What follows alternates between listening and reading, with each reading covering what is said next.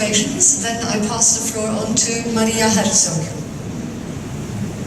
Thank you very much, Kirsten. I'm also sorry, yo no hablo más en español, so therefore I will speak English. I really feel ashamed not speaking Spanish, I would love to. So I would like to remind you that the convention is 25 years old, but already in 1924 there was a very important declaration on the rights of the child approved by the League of the Nations.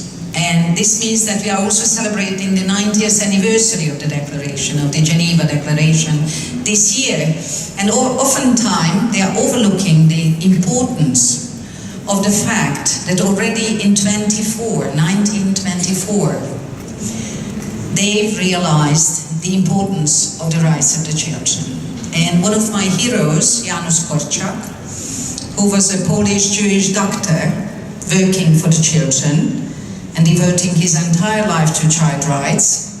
In his writings, because he was not only a pediatrician, but he was also a writer and a presenter and a wonderful pedagogue. He was running 2 orphanages in Warsaw, in Poland, and he was demonstrating through his work what we are also doing, we try to do in our work on the committee, how to respect children and how to exercise those and translate the words of the convention and help children exercise their rights and empowering them.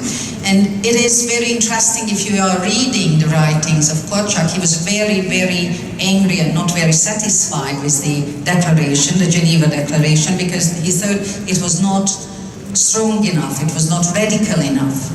So if you are looking at the anger we very often feel, and we had a wonderful meeting with the children and young people just recently, and we feel this energy and anger, which is a very productive one, if it's not very violent, of course, then you see this energy is helping us to go on. Even when sitting on a committee, we often feel that the procedures, the happenings are too slow.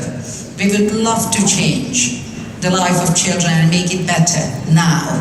And we are very impatient when we understand that the procedures are so much, much slower than we would love to see. And I would like to raise an issue which is very important for me personally. Sitting on a committee, but also as a private person or as a professional, I'm a researcher and an academic. I've been teaching social work for almost 30 years now. I have seen that many adults do not exercise their rights, either because they are not aware of them, or because they are not in a position to exercise their rights, or they feel that they cannot exercise their rights. And the impact on children is that adults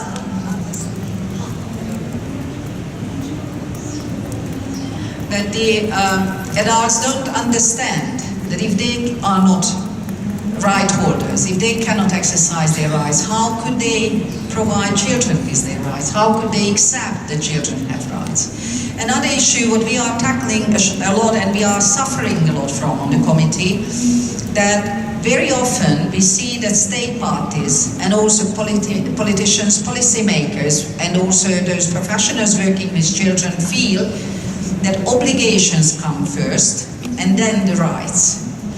I think that this is not a good approach. What we are absolutely convinced about, that if we are ensuring the rights of the child and we teach children exercising their rights, then there is a natural procedure that they know what their obligations are, because they are respected and they respect others and they know that others are also important, not only them. Then we don't have to teach them separately their obligations, separately from their rights.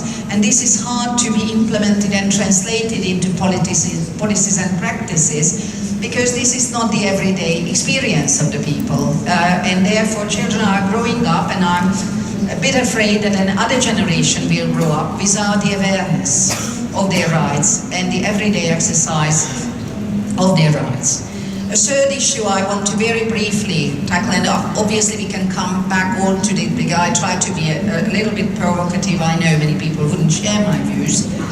That society is changing quite rapidly, and what we have to face is that families and the relationship between the community, the state and the family and the individual has been changing dramatically during the last couple of decades. When it comes to children's rights, we see that the 20th century, with all the horrifying happenings, the two world wars and the impact of it on the world, has made a major impact for the first time in the history of mankind. On human rights and children's rights. So this is something we should celebrate, but also be ready to understand what kind of changes are occurring as a consequence of the acceptance and respect of human rights and children's rights. And because of the changing family structure, because of the changing community life, the issues of his extended families, the role of education and other institutions who are also part of children's life and families' life has got an enormous impact.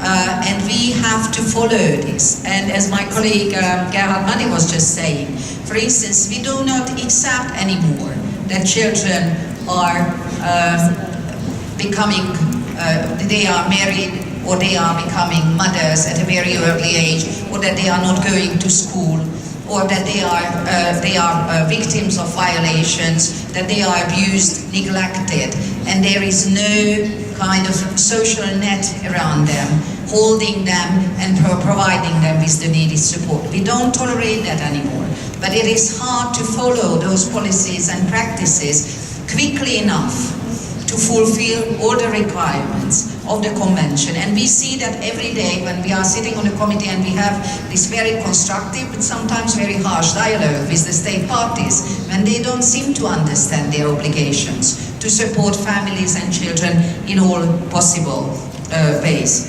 So what I guess is the most important, and we've been talking about it yesterday already a lot, that violence is one of the main issues we have to tackle.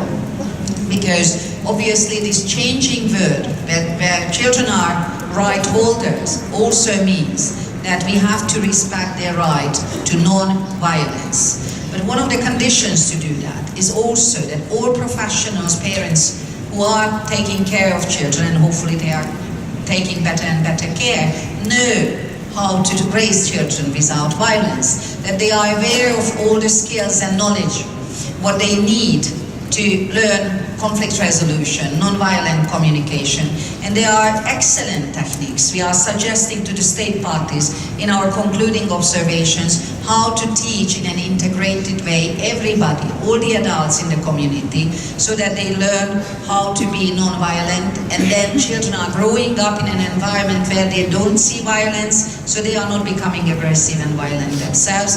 And I guess this is one of the most important messages we can give, and obviously together with you and everybody else, we have to work on to achieve a better world where people are not scared, where they are not afraid, where they don't have to be always looking around whether there is any dangerous situation that can jeopardize their well-being and their rights. Thank you for your attention.